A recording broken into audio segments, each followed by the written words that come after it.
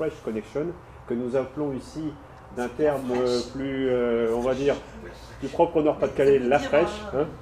Puisqu'on a... Oui, oui, oui. On en est à notre 4e édition, donc voilà, c'est la fraîche pour nous. Hein. Voilà, bon, on a deux choses, on a la fraîche et les frites fraîches, hein, mais aujourd'hui on ne vous en servira pas. En tout cas, on est ici dans un endroit particulier qu'on va essayer de vous faire, pour certains d'entre vous, découvrir, mieux comprendre. Vous dire ici que nous vivons en grande partie et depuis très très longtemps, et pour certains d'entre nous, et des industriels ici présents, pas forcément en le percevant, mais pour et par la logistique et grâce à la logistique.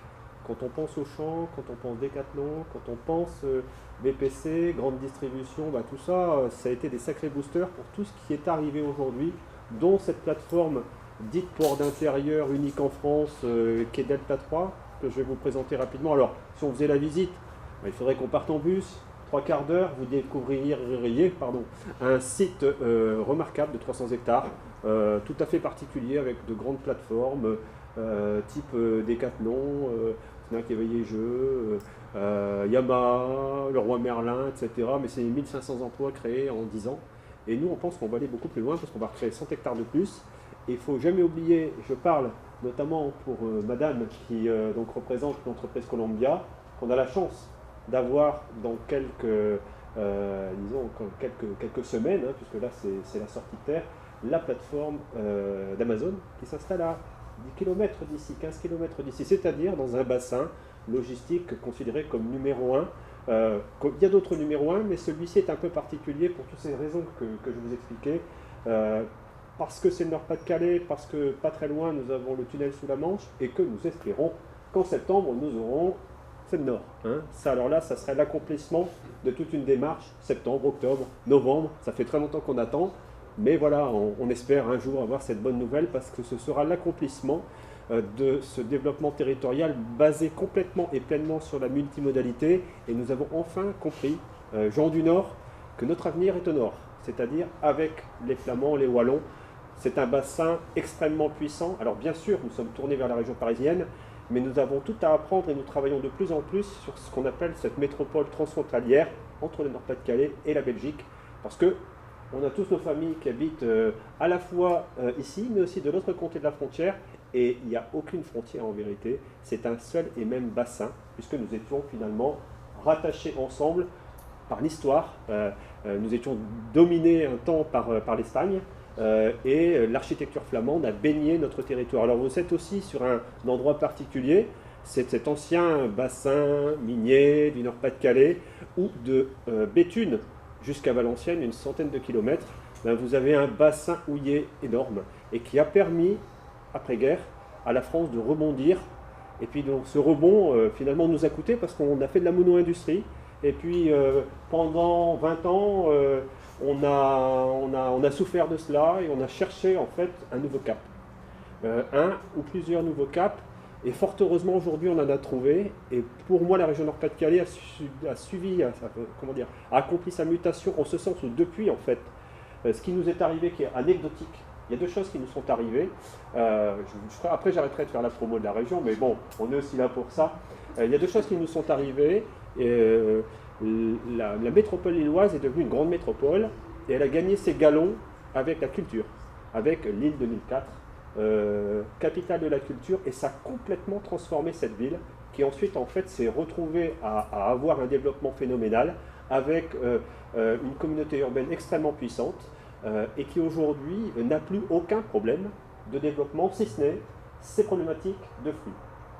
Premier facteur, premier là. Le deuxième révélateur, ça a été l'arrivée du Louvre-Lens à 15 minutes d'ici, sur l'endroit le plus paupérisé de France, où aujourd'hui on entend parler beaucoup de choses politiques, hein, qui tournent autour des nains Beaumont, etc. Ça existe aussi, mais il n'y a pas que ça, parce qu'on ne vous parle jamais de ce site qui est sur le territoire des nains Beaumont, on ne vous parle pas du Louvre-Lens qui est à proximité, on ne vous parle pas à quelques kilomètres de cela de l'existence du plus grand centre commercial en superficie de France qui est Auchan, qui va bientôt doubler en superficie. Enfin bref, c'est tout sauf un territoire qui est en train de plonger. C'est un territoire qui commence à tracer son destin de manière complètement autonome. Ce qu'a réussi aussi la région Nord-Pas-de-Calais, c'est ce qu'on appelle les schémas de développement économique. Alors souvent ce sont des papiers, on fait des beaux ouvrages, des livres blancs, on ne les fait pas, hein, on les écrit et puis après on les laisse dans le tiroir. Voilà, c'était tout le contraire. L'intelligence du président de région, j'ai rien pour ce président-là, si ce n'est qu'il est extrêmement charismatique et qu'il sait où il veut mener sa barque. Il a dit, je vais couvrir le territoire d'un certain nombre de points d'excellence. Et ceux-là, ils vont rayonner et ils vont faire avancer la région sur des domaines particuliers. Il s'est dit, ben voilà, sur le secteur de Valenciennes, je vais miser sur le ferroviaire. Allez, on va là greffer un pôle de compétitivité mondiale sur le ferroviaire. Il s'est dit, bah tiens, sur l'île, je vais travailler à la fois l'alimentation de demain, la santé. Il a créé en fait un pôle de compétitivité sur la santé, qui marche aujourd'hui avec une base critique extrêmement importante.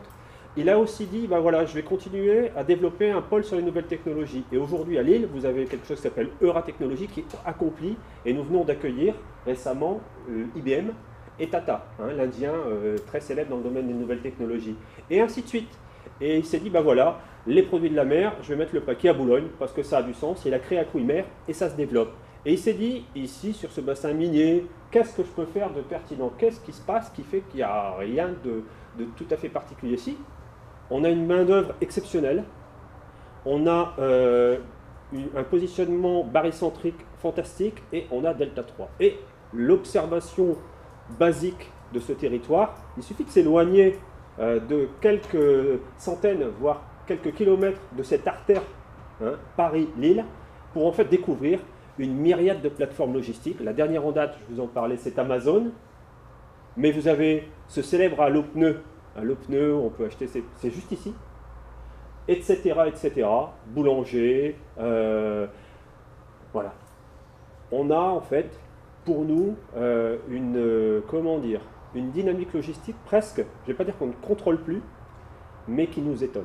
Qui nous étonne, et c'est pour ça qu'on y croit et qu'on va continuer à investir. Et c'est pour ça que la région Nord-Pas-de-Calais, l'État, l'Europe, les entreprises, hein, puisque nous avons eu 3 cofinanceurs, ont décidé d'investir sur ce que je vais vous présenter là, hein, qui est, on va dire, ce qui est à la logistique, c'est un peu le soft de la logistique en Nord-Pas-de-Calais. Il y a le hard, hein, tout ce que l'on fait, les zones d'activité, le développement des infrastructures, et nous, on a pour mission, en bonne intelligence avec un tas d'acteurs, en étant pragmatique, nous sommes portés par les chambres de commerce. Hein, j'étais ce midi avec le président de la chambre de commerce et d'industrie de la région Nord-Pas-de-Calais, qui s'appelle Philippe Vasseur, ancien ministre, sommité en région Nord-Pas-de-Calais, et ils nous donnent mandat pour travailler la logistique et le développement de la supply chain et pour en faire un véritable exemple. Alors évidemment, il y a d'autres pôles dans le monde, d'autres pôles en France. Je pense par exemple à Novalog, je pense par exemple aux Pils à Saint-Étienne, je pense par exemple à ce qui se passe autour de Marseille.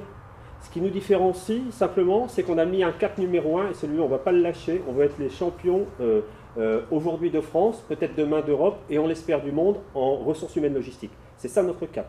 Pourquoi? Parce que les logisticiens, les distributeurs, les industriels, ils ont besoin de gens bien formés et on a une main-d'œuvre exceptionnelle ici, à condition qu'elle soit bien formée. Et c'est pour ça, après je vais vous passer quelques vues hein, pour que vous voyez où on se situe, que notre course, notre orientation, tous nos développements sont focalisés sur les hommes, qu'ils soient petites mains, hein, et on parlera tout à l'heure du label Compagnon de la logistique qu'on a inventé, marque déposée, que l'on porte avec des entreprises, toujours avec des entreprises.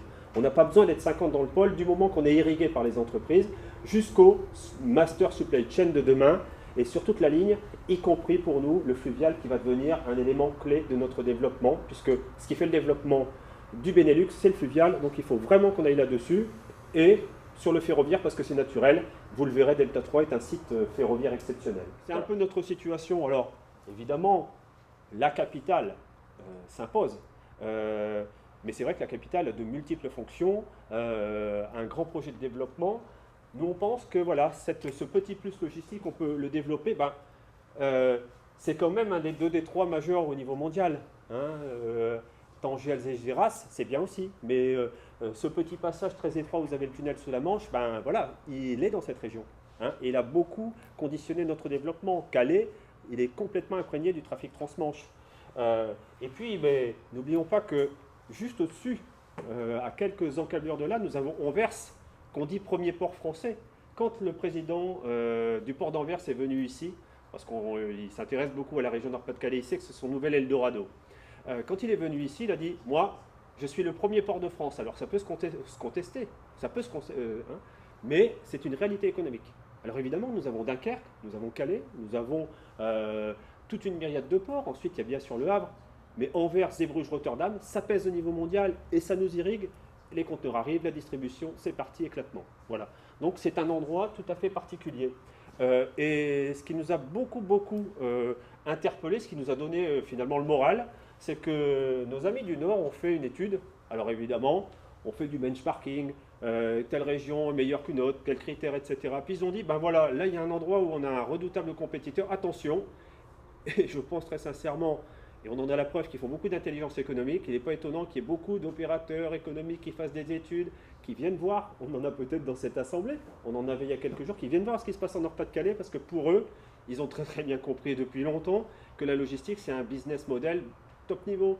C'est pas pour rien que Rotterdam s'est développé, c'est pas pour rien que le Benelux s'est développé. Le Benelux s'est développé par la maîtrise de la supply chain, de la logistique, des voies maritimes et depuis très longtemps. Et ils ont fait effectivement ce que disait M. Grégoire, ils ont su, eux, arrêter les bateaux. Essayons ici, non pas forcément d'arrêter les camions, les trains ou les barges, mais essayons de faire quelque chose d'un peu nouveau et inventons, alors je sais pas où on a mis, on avait un kakémono, inventons la logistique de demain, mais la logistique de demain, ça passe par les hommes. Alors, et les femmes bien sûr, et les robots.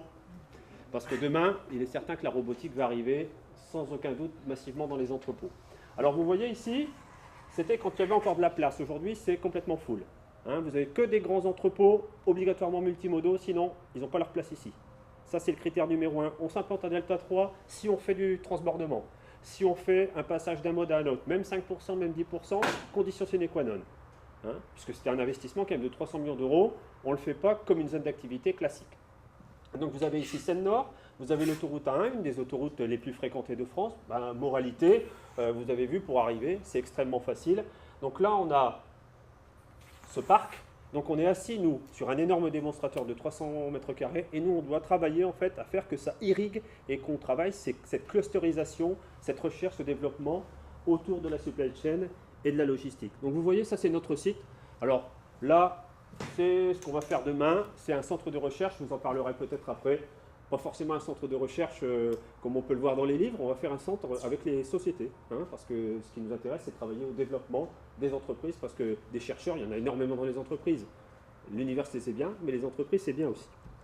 Et vous voyez, une petite vue, si un jour on a le plaisir de vous emmener, parce que c'est un site sécurisé sur ce qui est ce port d'intérieur qui est Delta 3, eh bien vous avez tous ces grands entrepôts. Alors, vous voyez, celui qui est ici fait 5000 mètres carrés, hein. Donc ça, c'est une travée. Donc vous voyez le type d'équipement, alors soit en H, comme le Roi Merlin, soit les Fingers type Decathlon, sachant que Decathlon a ici son propre centre de recherche mondial intégré. Une petite vidéo, puisqu'on ne le visite pas, je vais vous présenter une vidéo de Delta 3. Vous allez voir un peu comment ça fonctionne. C'est intéressant. Et puis au moins comme ça, je vais pouvoir boire un petit peu d'eau.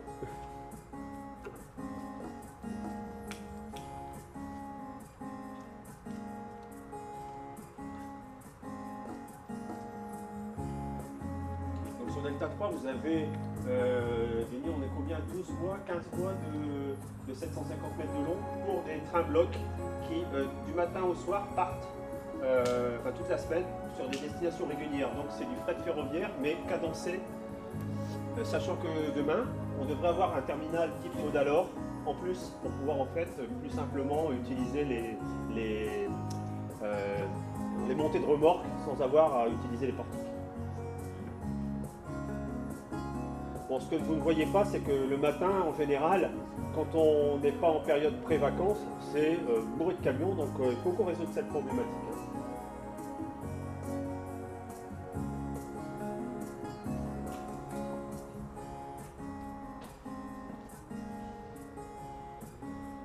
Alors, je crois que c'est 30% de produits chimiques qui circulent sur Delta 3, hein, donc avec donc caisse mobile. Ou conteneur. Donc, ce ne sont pas les portiques qu'on peut voir dans les ports, mais Delta 3 est connecté en verse, il y a tout un chapelet de ports. Il est assis en fait sur le nœud ferroviaire d'Hydro-Stricourt, un des 3 plus importants en France. Alors vous voyez les anciens terris, qu'on oublie maintenant puisqu'on parle de chaîne des terris, de verdissement, c'est devenu presque un capital sympathie on va dire. Mais aussi touristique pour le développement de ce territoire. Ce que je vais essayer de vous expliquer, c'est valable pour tous les territoires. Mais il est vrai que depuis qu'on a semé ces petits cailloux avec les boîtes toujours, la puissance politique de la région Nord-Pas-de-Calais a compris quelque chose, a compris que quand on parle de logistique, c'est pas anodin, c'est que l'industrie de la logistique, c'est une réalité. Si on démarrait aujourd'hui à culturer tout ce monde politique, ça aurait été très long. Mais on a fait des réunions, des explications dans les conseils de développement, dans les missions locales, auprès de la NPE. La NPE a installé là carrément un plateau dédié à l'identification des profils logistiques. On n'est pas arrivé là tout simplement. On parlait avec le pôle finance tout à l'heure de ce travail du quotidien qu'on doit mener dans nos discussions, dans nos échanges. Et tout ce travail, on l'a fait en région Nord-Pas-de-Calais. Et aujourd'hui, en fait, on en tire les fruits. Un pôle, on a parlé excellence, compétitivité, cluster, grappe d'entreprise, consortiaux, tout ce qu'on veut. Ça, c'est un mot. Après, c'est toujours des gens, une volonté, une envie, une passion. Donc, on essaie ici d'avoir cette passion de la logistique, trouver les moyens de notre développement, puis avoir des projets qui marchent. Donc, par exemple, un des projets majeurs aujourd'hui qui nous a apporté pas mal de retours sur visibilité, notamment on a eu l'année dernière le trophée de l'innovation logistique à l'ICTL avec le coup de cœur du jury, c'est ce campus, et qui est en fait un étage de la fusée qu'on va continuer à développer. Notre travail, c'est d'essayer d'avoir une longueur d'avance. Alors on a 4 plots d'activité. Le plot numéro 1, c'est aller sur tout le territoire et travailler sur des projets de développement avec les entreprises. J'ai un projet dans le domaine de la réorganisation logistique, je vais implanter mon entreprise, comment je fais, à qui je peux m'adresser et surtout quels sont les fournisseurs d'équipements logistiques qui peuvent me convenir, me proposer une solution et les bons. Parce que si on recommande aux entreprises des mauvais, ça ne va pas. Ensuite, régulièrement, des réunions comme celle-là, des discussions, des échanges, on en a énormément. On a à peu près aujourd'hui un réseau de 500 acteurs que l'on connaît, soit ici, en France ou à l'étranger, pour pouvoir en fait trouver chaussure à son pied. Ça, c'est un gros boulot que l'on fait. Hier soir, on faisait quelque chose sur la réalité augmentée. Avant-hier, d'ailleurs, on est assez fatigué ces derniers jours, on avait fait un train dating, échange entre ferroviaires et grand donneur d'ordre. Enfin, tout ça nous permet de brasser du contact, mais aussi, quand on parle de ressources humaines en logistique, c'est avec vous, en fait, et on a besoin de vos lumières pour construire, en fait, les parcours logistiques de demain, même si on a quelques intuitions, pouvoir systématiquement recouper avec des professionnels, c'est toujours un plus, et c'est ce qu'on a fait ici. 2 ans de travail avec des industriels et des logisticiens pour arriver à ce qu'on a fait là. On a cette notion de promotion de la filière, alors évidemment des salons, etc.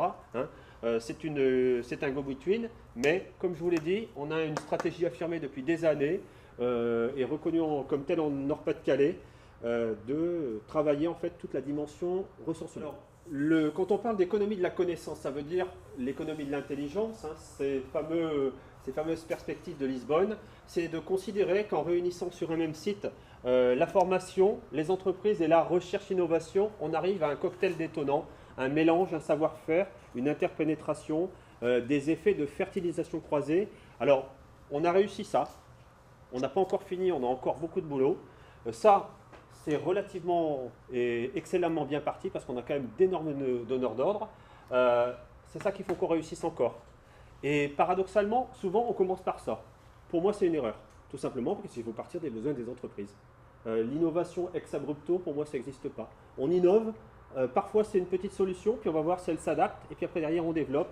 Et puis après, évidemment, il y a des outils classiques, les fonds d'innovation, les labellisations, tout ce que l'on veut, mais partons des besoins des entreprises. Chambre de commerce, pour nous, c'est vital. On a une équipe, on a des secteurs cibles, alors on a aussi bien mis en évidence toute la panoplie des activités liées à la supply chain et la logistique, l'industrie, le transport, tout ce qui est en fait distribution e-business avec ce gros booster de comment on réinvente la logistique de l'e-business, comment demain dans les nouveaux modes de fabrication la logistique va pouvoir évoluer. Ça veut dire quoi? Des métiers, des nouveaux modules, de l'adéquation entre offre et demande. Et puis voilà, on met aussi en réseau en fait l'ensemble des plateformes du territoire.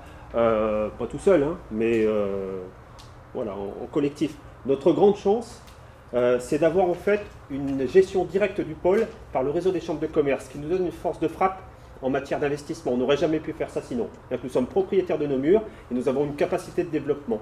Hein. Et donc, vis-à-vis d'un réseau bancaire, on est une signature, une chambre de commerce.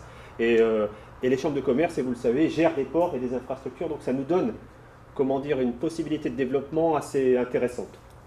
Je vais vous présenter ici ce que l'on a fait, et qui est tout à fait, à mon avis, imaginable différemment ailleurs. Mais ce qu'on a réussi à réunir ici, c'est la théorie, les outils nouveaux pour apprendre et la pratique, et surtout la pratique. Qu'elle soit pratique en entreprise ou sur un site multimodal. Donc, ce campus régional leader en matière de formation, relativement inédit en France, parce que par exemple, on est ici présent, la FTF Team et Promotrans, deux concurrents qui sont présents sur le même site. Alors, ça n'a pas été facile, mais on les a convaincus. On a l'Éducation nationale et l'université qui est aussi présente, plus Pôle emploi, plus un groupement d'employeurs. Bah, tout ça, ça a été un long chemin. Et combien de fois on a essayé de faire les graphiques, on a inventé un truc, quoi. C'est ça que... Et on l'a sans arrêt réinventé avec les entreprises. Et si on n'aurait jamais pu faire ça si on n'avait pas eu Delta 3. On n'aurait jamais pu faire ça si ce n'était pas à côté de l'autoroute. C'est un tout. Alors, on a créé ce campus de formation de A à Z, depuis l'opérateur jusqu'au manager, puisqu'on a ici des gens qui ont le CAP, mais aussi des gens qui ont un master. Hein. Donc, on l'a créé avec des sociétés. Toute la gamme, c'est important. Ici, il y a tout le catalogue. Et aussi, justement, ce que n'ont pas encore les entreprises. Il faut savoir qu'on a par exemple des DRH qui, avant de partir, viennent nous dire un petit coucou. Ça n'arrive pas tous les jours, mais ça arrive régulièrement. Parce que c'est un peu... c'est pratique, hein, c'est utile, et puis ils savent qu'ils s'adressent à des gens qui connaissent leur métier. Donc on a associé des gens compliqués. Hein. L'éducation nationale, c'est beaucoup de réunions. Mais voilà, ils ont une vision différente. Mais c'est intéressant de travailler avec eux. Donc la multimodalité, c'est important et on ne l'a pas encore assez bien fait. On va continuer là-dedans. Site d'excellence pour un pôle d'excellence. Puis après, c'était un projet HQE. Hein, tout ce site est HQE. Et puis on a développé donc un label que nous avons déposé, une marque, hein, de manière aussi à se protéger. On est quand même dans un monde industriel.